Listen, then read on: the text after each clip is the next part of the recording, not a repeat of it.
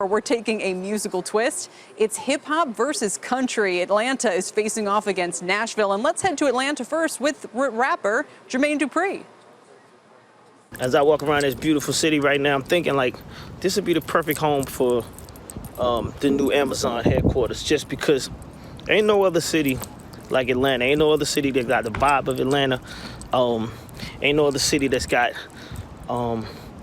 that's growing the way Atlanta's growing, with all kind of industries, with the music, film, and TV. Matter of fact, the biggest film in the world right now was filmed in Atlanta. So why wouldn't Amazon want to be here? I mean, I'm here. We making the biggest movies in the world here. The best music in the world is coming out here. Amazon, you need to bring your headquarters to Atlanta. You know what I mean? The spirit of this city is unlike anywhere else.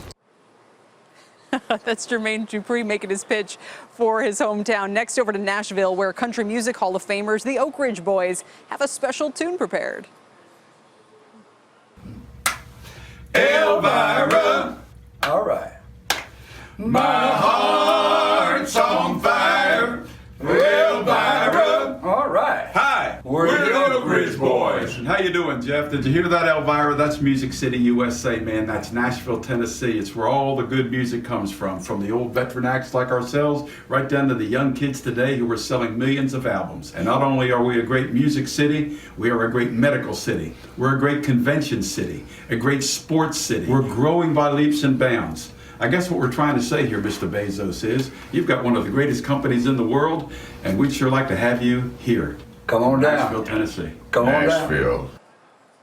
The Oak Ridge Boys. That's awesome. Now that we've heard the pitches, let's bring in our panel of judges. We've asked them to rate each pitch and city based on the tax incentives offered, city fundamentals, and just the X factor. 5 points apiece for a total of 15 points. Joining us now are Jason Calacanis, the tech investor and CEO of Inside.com, and Jason Larry, the mayor of Stonecrest, Georgia, whose city itself put in a bid for HQ2 by offering to change its name to Amazon. Welcome to you both. Mayor, I'm going to start with you since, you know, you're a Georgian. Did you pick Atlanta? Well, you know, Kelly, I've been in executive healthcare sales for the past 30 years, and the one thing that you have to know is to know your audience. So I'm going to give this particular segment the edge to Atlanta on this one. They knew their audience, and they pitched to that particular piece of it. I give it that edge to Atlanta. Well, why did you pick Atlanta over Nashville? Well, I think with regards to the demographics of what Amazon is looking at and the type of talent that they're looking to hire and either move here or stabilize their particular workforce, their ability with regards to the largest airport in the world, their transportation, their great suburbs that they have. Atlanta is the place for what I think Jeff Bezos is looking for. All right, even though we didn't hear Jermaine Dupri mention a lot of that, he was talking about music and movies. Mr. Calacanis, who did you pick as your winner in Atlanta versus Nashville? Yeah, I gave Atlanta a slight edge, 11-10 with Nashville. Nashville is obviously a very cool, hip, happening place, but it's small, and I'm not sure Music City wants to be known as Bezos land anytime soon. And I don't think they would be able to absorb 50,000 people in, you know, Nashville's downtown not Nashville. that small anymore. I mean, Nashville is growing like crazy. The housing market there is out of control.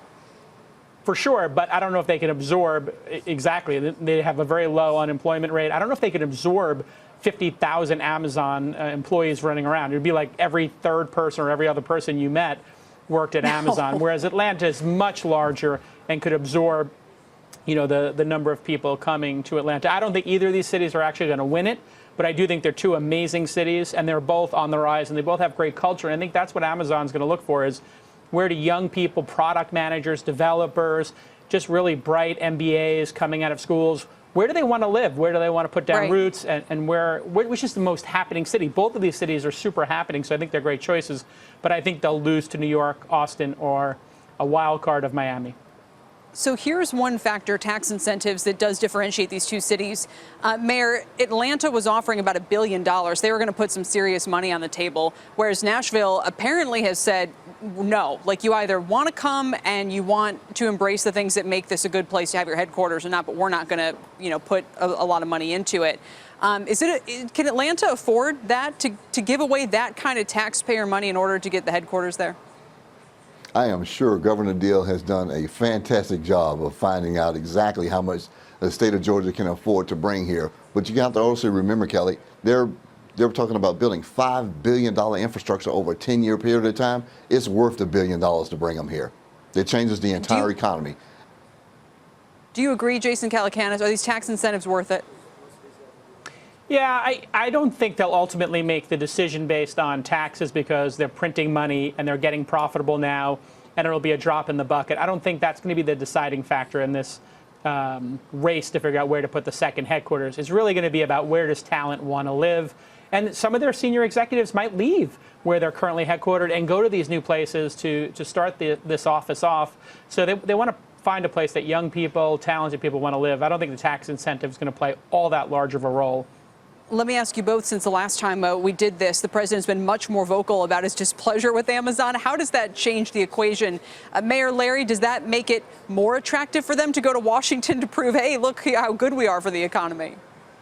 No, I think they stay on course. I think they find some place young and warm and has the correct transportation and the amount of technical talent that they're looking for.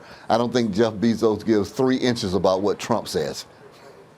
I don't know. Jason Calacanis, I mean, it's a powerful thing to be able to, for Washington to know how much good your company does. Listen, what we're seeing here in year 2 of Trump is that nobody's really taking him too seriously when he tweets. What he says about Bezos or Amazon is largely factually incorrect. And Amazon is going to do fantastic. I don't know what 3 inches means. I got to get that reference looked up. But yeah, Bezos does not care about what Trump says, and Trump only cares about what Bezos says because of the exceptional reporting the Washington Post is doing on the Mueller and Russian investigation. All right. Well, you both picked Atlanta. We'll see if our viewers agree. We'll see if Nashville is like, you know what, we don't need you. Jason Calacanis and Jason Larry, thank you both for your time today. And you can pick your vote, cast your vote for your pick at dashforamazon.cnbc.com.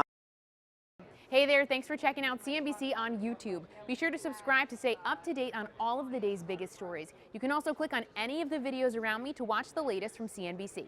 Thanks for watching.